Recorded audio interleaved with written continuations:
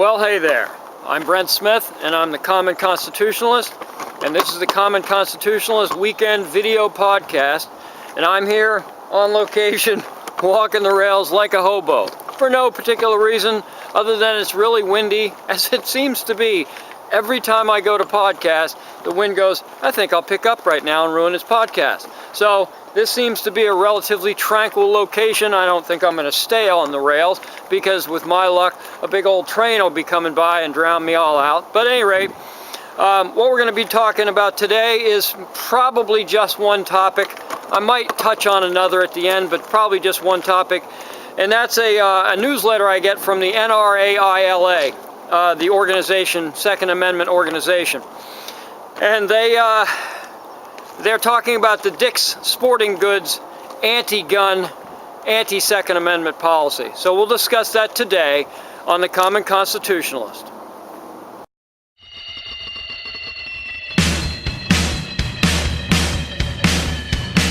You are listening? No, you limey. They're not listening. They're watching. The Common Constitutionalist, broadcasting from an undisclosed location, free from the prying eyes of establishment-like helicopters.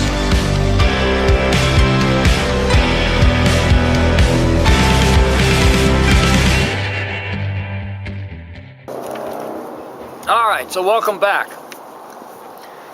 This is from the notes again. This is from the NRAILA newsletter that I get in my email several times a month, whenever it comes out. They write, Dick's Sporting Goods took their campaign to alienate law-abiding gun owners to an extraordinary new level last week. The beleaguered retailer announced that in addition to removing certain types of semi-automatic rifles from their store, now listen to this. The company will destroy its stock of these commonly owned semi-automatic firearms along with the accessories for the gun. Gah. Back on February 28th, they continue, Dick's CEO Ed Stack issued a letter in which he announced that his company had caved to the demands of anti-gun extremists and adopted a raft of self-imposed gun controls. Stack made clear that the company would discriminate. It's okay this time to discriminate against gun owners, people of Second Amendment rights. That's okay. So he said Stack made clear that the company would discriminate against young adults by refusing to sell rifles and shotguns to those ages 18 to 20 and would no longer sell commonly owned semi-automatic rifles and standard capacity magazines. So, first off, let me be clear. Dick's is a private company and they can pretty much do whatever they want regarding the sale of guns or regarding the sale of anything, in my opinion. Well, it isn't my opinion. That's the way it should be. That's the way the founding came about. And without regard of the Second Amendment, which some of us on the right seem to lose sight of, all right? What the Bill of Rights is really all about, what the Constitution's really all about. Yes, the Second Amendment is an individual right. Of course it is, as all 10 amendments are an individual right. As I wrote recently, that all the 10 amendments are rights for the individual, not just 9, and then the Second Amendment is just for hunting and militias. That's absurd. So they're all individual rights. But these Bill of Rights, the Bill of Rights and the Constitution doesn't apply to the private sector. All right, the Constitution was made to form a proper government, and the Bill of Rights was crafted as a set of 10 basic individual rights. Doesn't mean that unless it's on that list that it doesn't count for anything. There are individual rights beyond what are in the original 10 amendments, and it doesn't apply, the Second Amendment doesn't apply to the private sector any more than the First Amendment applies to some, say I'm walking down the street, I got a soapbox in my hand, all right? I'm ready to make a speech and I'm just looking for a place to make it.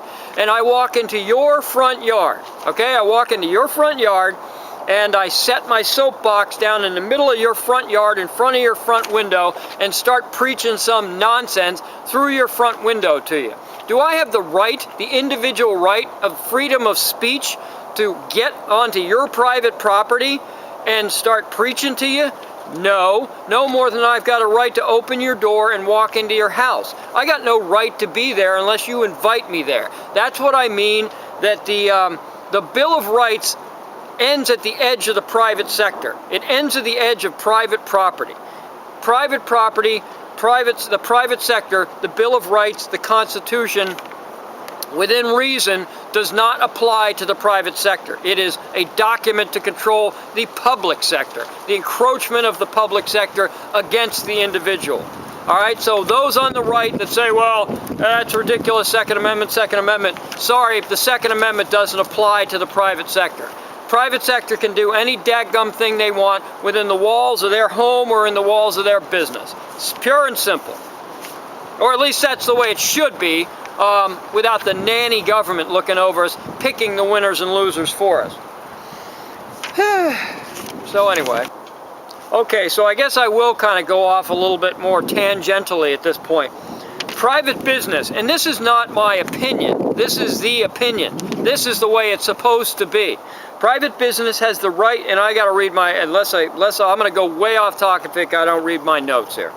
Private business has the right and freedom to discriminate in any manner it chooses. Yes, as much as it pains everybody to hear that, that's just the way it is. Yes, any manner it chooses. No equal opportunity employment crap, no must serve anyone crap, no must rent or sell to anyone, nothing like that. None of that stuff should be applied. That's all for the public sector, not for the private sector. If I don't want to rent to you because you got, say you got this big old frickin' neck tattoo and you're pierced all over the place and you just look like a criminal. You may be a fine, upstanding young man or young woman, but you don't look the part. Sorry, if I don't want to rent to you, I shouldn't have to rent to you. That's just the way it is. Too frickin' bad for you. Go find someplace else to rent or get your daggum tattoos lasered off or whatever they do and get rid of the nose ring. You know, whatever. If you have your heart set on renting in my building or something like that, I shouldn't have to comply with you. It's just the way it is. If I don't want to sell a pack of gum because, say, you got, you got red hair, or say your skin's black. Sorry, that's it. Or you got blue eyes, or you're wearing a hijab. Tough crap for you. If I don't want to sell you a pack of gum or a cheeseburger, I shouldn't have to in my own private business.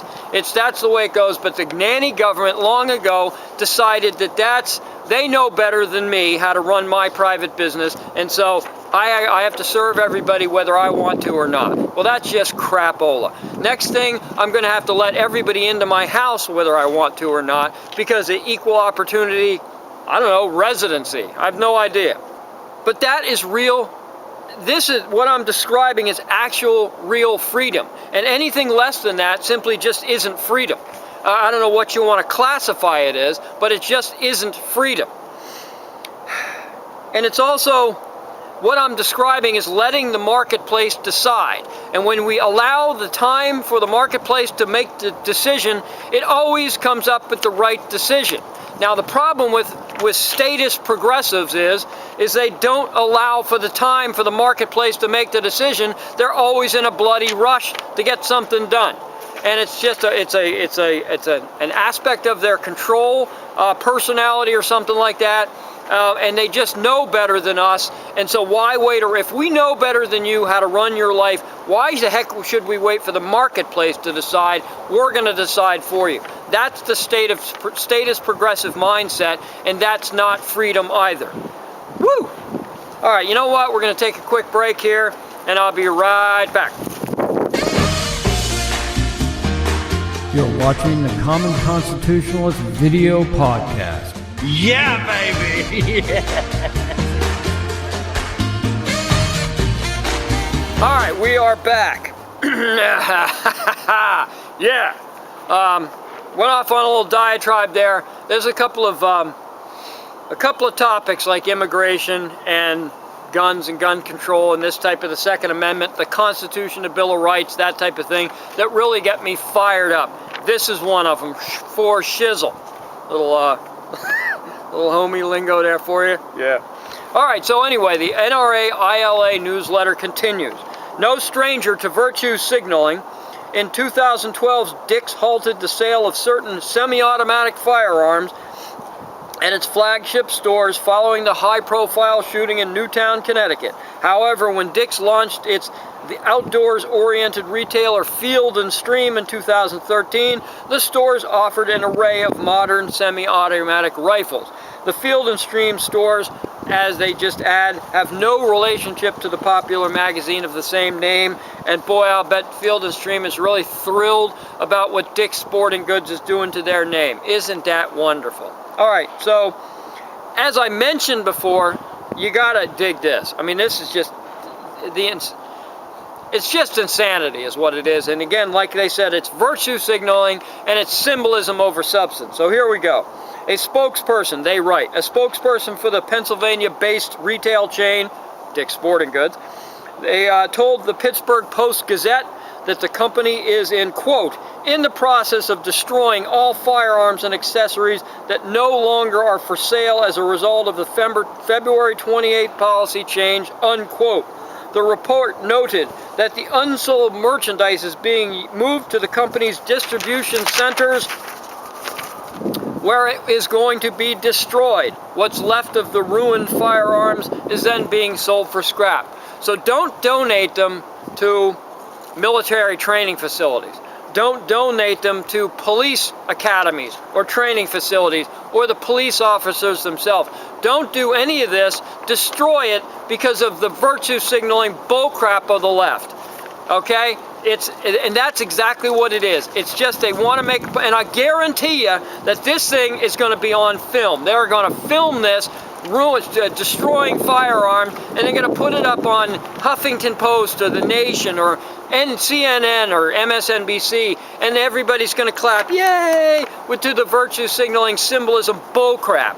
And that's exactly what's going to happen, and that's why they're doing it. Woo! All right, so, but what is this supposed to do anyway? And like I said, it's absolutely pointless. It's like liberal Jews in America that they want to divest themselves and boycott and denigrate Israel. Why in the hell would a liberal Jew in America do that? Because I've said this, if I haven't said this once or 1,000 times, liberals are liberals first, no matter what they are. They could be a doctor, a lawyer, a priest, a pope, whatever, a Jew. It doesn't make any difference, but if you're a liberal, if you're a statist progressive, that's what you are first and foremost, and no matter what else you are, that's the way you will stand and vote and think against your better interest, and it won't make any difference because of your ideology. That's what it is. It's driven by the liberal progressive ideology, and that's why it makes no sense at all. So Dick's decision, they write, to stop selling certain configurations of semi-automatic firearms was irrational, but the decision to destroy these lawful firearms is unjustifiable. Long guns of any description are rarely used in crime. And then they cite some statistics. Speak much? A 2004 federally funded study of the 1994 Clinton semi-auto ban found that, quote, the ban's impact on gun violence is likely to be small at best and perhaps too small to reliably measure, unquote, yay. A 2013 Department of Justice memorandum came to the same conclusion. The memo stated, quote, a complete elimination of assault weapons would not have a large impact on gun homicides, unquote. More recently, a study by the Rand Corporation found that there is no conclusive evidence that restricting the sale of commonly owned semi-automatic firearms would impact violent crime. So then the left would predictably come back with, well, if it just stops one, that's reason enough. Okay? If banning all the guns, banning the long guns, destroying them at Dick's, if they don't sell them, if it just stops one violent murder or something like that, then that's good enough. The problem with that argument is it's not consistent. If you bring up the fact that an illegal alien, they murder people all the time, you hear about it all the time, they won't use that argument because, again, the liberal mindset. They have to advocate for illegal aliens, ergo, it doesn't make any difference. The argument is a moot point when it comes to that. And that's the I guess the beauty of liberalism or progressivism. What was said today will not necessarily have to apply to what you say tomorrow. They're completely disparate functions that no one can bring up what you said yesterday and have it applicable to today. It just doesn't work that way with liberalism. It only works that way with conservatism. How shocking is that? All right, we're going to take a real quick break, and then we're going to be right back to wrap this baby up. Yay.